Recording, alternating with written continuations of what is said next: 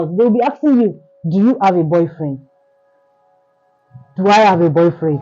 Even your instructor, old people and even young people will be asking you, oh, Opeyemi, do you have a boyfriend? I'll be like, are you allowed to ask me if I have a boyfriend? Like that thing is kind of.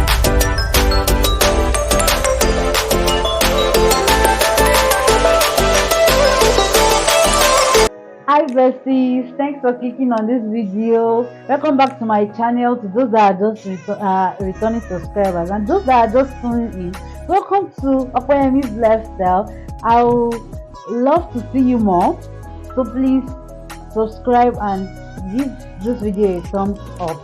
Now, as you can tell by the title of this video, I'm going to be telling you about my the cultural shock I experienced here in the Philippines when I first came, and as I'm living here, I'm still experiencing some cultural shock. So I would like to go right into this video. I'm going to be mentioning at least 10. If I have time to add more, then I'm going to add more because I don't want this video to be too long. The first thing I'm going to talk about is the love for our hair. My God, like Filipinos love the air, and which we really appreciate it. Or I'm going to saying it in the singular form now, not in a plural form, so that because I don't know how other people feel, I'm going to be using my experience. So I love the fact that Filipinos love my hair and all. Where I draw the line is them touching it. For example, oh, maybe someone sees me in the market. Oh, I love your hair. Can I touch it? They're already touching it. I've not answered. I've not done anything. Oh, can I touch it? Is this your real hair? This one down. Like it's kind of somehow for you to be asking somebody, is that your real hair in the first place? That's not nice, but I understand their curiosity and all. So, of course, if you're asking that kind of question, if you genuinely like the hair, you should just be like, oh, can I touch it before you touch it? Then the person is going to give you a go ahead and be like, yes, you can touch it. Then you are going to touch it and then and if the person says no, you can't. You should kind of respect the person's decision also, or the person's approval or disapproval. So that is number one culture shock. Because everybody's going to be staring at you and be like, oh, your hair is beautiful, blah, blah, which is really nice. But the touching and then too much question is kind of the culture shock for me. So I'm going to also talk about the unpredictable weather. My God, like the weather is okay. It can be the sun can be shining right now, like in 2 minutes, and then the cloud is already out, and then it's about to rain. That's how Philippine weather is. The weather is very, very unpredictable. Plus, they have typhoon, earthquake, flood, even volcanic eruptions. Like we just experienced one earthquake yesterday, and it was really, really eye-opening for me. I was actually, because I breathe air, I was breathing air for someone outside my house, and then the building was shaking, like going back and forth. I was I was feeling it. I was like, do you feel that? She was like, yes. I was like, let's go out. We have to go out of the gate and stand in the place where there is no building above us, so that if ever the building wants to collapse, it's not going to collapse on us. That was really an eye opener for me. That was kind of my second earthquake in Philippines, but this one was really, really like threatening to actually spoil things. It was really magnitude. That was magnitude 7.3 yesterday. So I'm also going to talk about the increase in price for foreigners. The fact that you are coming to Philippines, I'm also going to under it is also thinking we are rich as foreigners. In their own mind, so long as you left your country to this Philippines, it means you are rich. And then whenever they see you in the market, when you're about to board a jeepney, if ever the jeepney is meant to be 50 pesos to wherever you are going to, or 20 pesos to wherever you are going to, they are going to increase the price to 100 pesos, which is really, really sickening, especially when you don't even have that kind of money, which This thing is happening on a daily basis, like that is every day. It's kind of really frustrating. Even in the market, something that you are going to sell 20 pesos, you are going to get there because you're a foreigner, you get it for 50 pesos or 55 pesos or something like that. So the trick to this is that you buy things that are already written. In the market sometimes they write 50 1/4 or 20 1/4 like that. You buy most of those things, and there are some things that are not actually listed like that. You just find you mostly just have a customer and all. So that's how to go about that kind of shop and all. So, and also my the mode of transportation, that is jeepney and tricycle, that was really like a shock to me. Let me know, like even the bus, that is the Patas bus and the 5-star bus, was really a shock to me too. We have that kind of buses in Nigeria, but it's not rampant. Those kind of buses mostly for corporations. They pick, just like in my dad's school where he was teaching.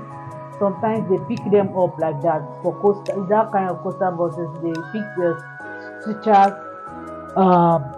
in a bus stop, and then they pick. But then this bus I'm talking about is for normal citizens, and then they use it for transportation, for just public transportation, which is really nice. The jeepney actually is kind of weird to me. I was like, what is this? What is this bus? Why come we are entering from the back? Why doesn't it have a door? And then I was also thinking that, why is the front so big? Like, why is it so long and all? And then when I heard the story behind the jeepney, I noticed that Filipinos are really resourceful. It's really nice what they did with the or in making the jeepney. And then the jeepney, whenever you enter, right, you have to say parapo when you are going to your stop. That is stop where or something like that. I remember when I first came, my roommates always taking me out and all. Then there was a day when I was the only one in the jeepney, and I was like, oh, when we were about to get to the stop, my stop, I was like, what is that word? What is that word? And I was like, stop, because we're already at my bus stop where I'm going to drop now. Then everybody was in the bus was like, what is wrong with this girl? Then there's a lady beside me that said, parapo for me, and then she told me that, oh, next time I can just use coin. Oh, I'm doing like this too much. The air is getting into my ear and it's kind of irritating me or something. So back to the video. The girl was like, I should use a coin. If ever I have a coin, use it to hit the iron on the jeepney. That will notify the driver to stop. Okay, I did it one time when my classmate was with me, and my classmate was like, that is kind of disrespectful. And I was like, wow, disrespectful. Somebody told me to do that, and then I've been doing it most of the time because sometimes I just want to talk or something. That is when I later try to master the word. Sometimes I don't want to talk and I'm like, and then the driver actually stopped. Then my classmate was like, that is disrespectful and all. Then I stopped and I started saying parapo, which I think that one is just people's preference, because I don't know why that lady would tell me to use a coin and then my classmate is telling me it's kind of disrespectful. I think that's just for different people though. And then for the tricycle, it is very noisy. Oh, the jeepney is actually a very cheaper means of transportation. The tricycle is a very noisy but it's a kind of mode of transportation whereby wherever you are going to, if you are running late already, if you get a tricycle, it is kind of expensive, but you get to the place faster, because the jeepney is going to be stopping for people that are going to come down and then go in and off. But the tricycle is not going to wait for anybody, you just take it directly to your place. I wrote it on a book. I wrote the list of the culture shock on a book. That's why I'm looking down most of the time. And I'm kind of talking fast because I don't want this video to be very long like that. So they have too many pets. They have dogs, they have cats, they have rabbits, they have chicken and all. First of all, I'm going to talk about the chicken. Like, what is that chicken fight you guys always do? Like cock fight or chicken fight or something. They bring two chickens together and then they have to fight, and the one that wins is going to be the winner, and then there's like a bet going around, the person is going to win. I think the owner of the chicken is going to win the prize and all. That is really weird to me, like, and that's curious to the animals involved. And then the dogs, they have too many dogs, like that's why there are so many stray dogs around, because they are not taking care, well, not all, few of them or most of them are not taking care of these dogs. They are just there for their sake, and then the dogs are just all around the street, roaming around the street, barking at foreigners, because the dogs are mostly racist. They like bark at every, so if they just see you and know that you are black skin, they start barking. And most of them, their dogs are just, they bark and then they are running back and all. That's a story for another day. And then they have so many cats also. It's Philippines that when I got to this Philippines, I started getting in love or falling in love with cats, because before in Nigeria, cat is viewed as like evil and all those diabolical stuff. But here in Philippines, people have cat as pets, which is really shocking to me. But now I love cats. Going on, I'm going to also talk about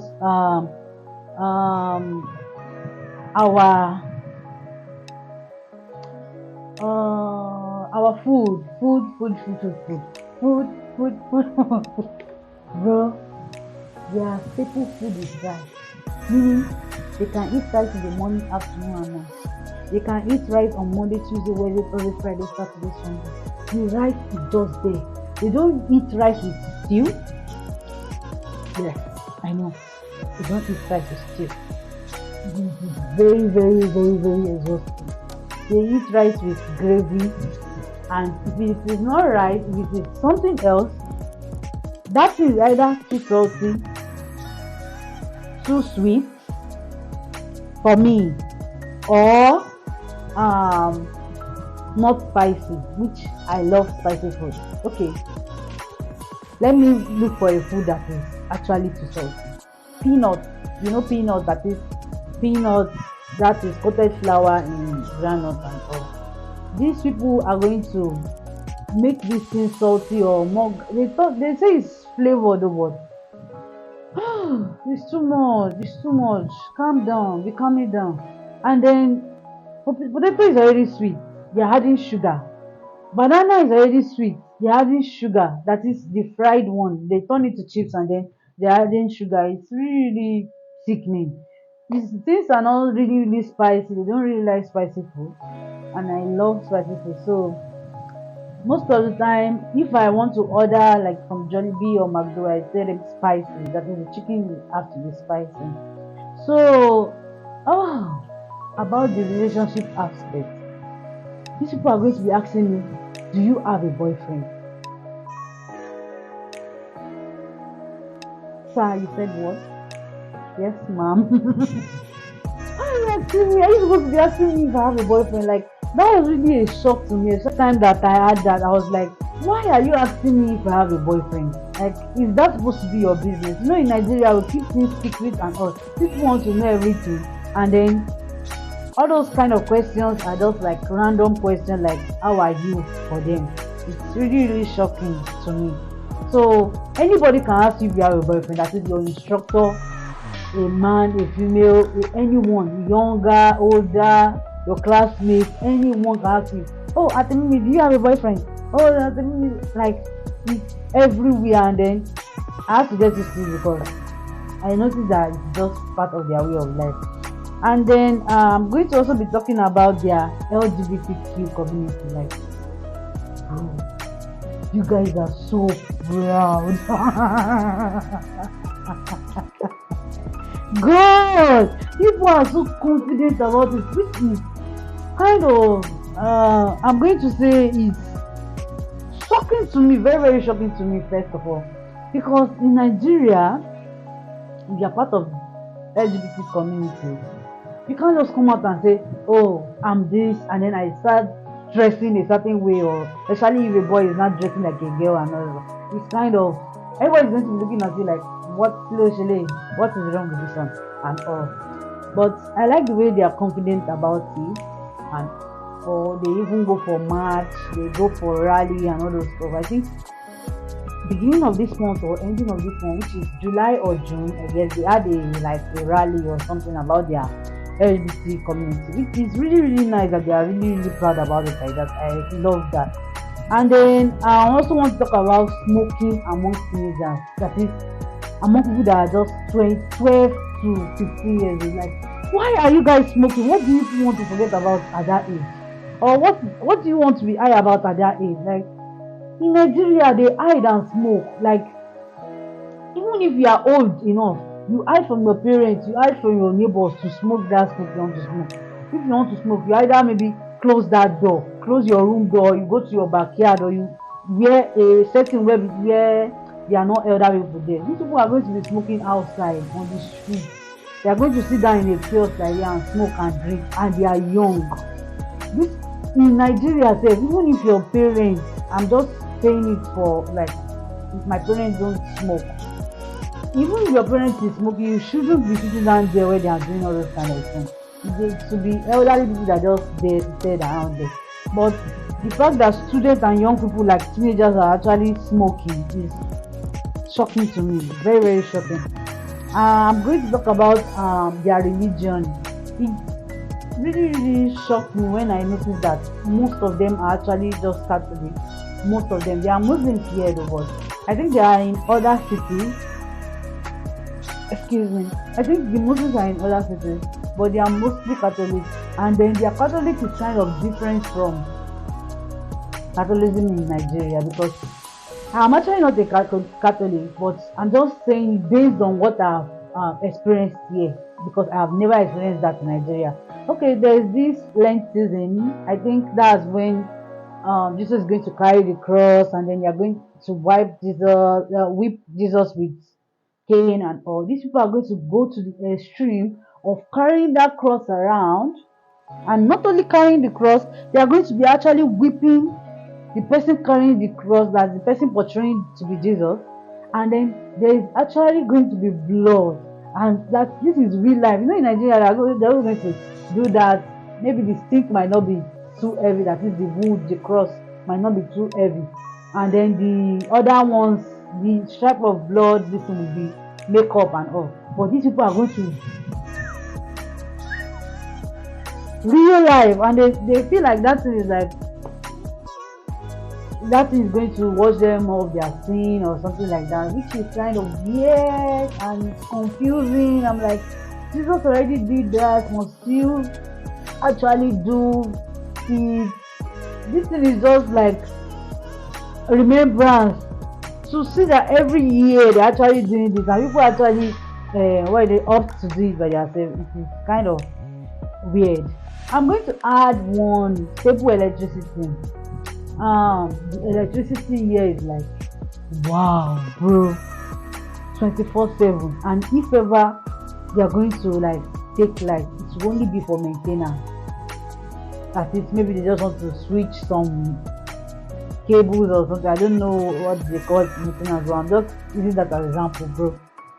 I don't need to worry about charging my phone or charging any gadget, or maybe I want to cook, except maybe those times that they, and if ever they say okay, they are going to be, they send a broadcast message first of all, if there's going to be no light.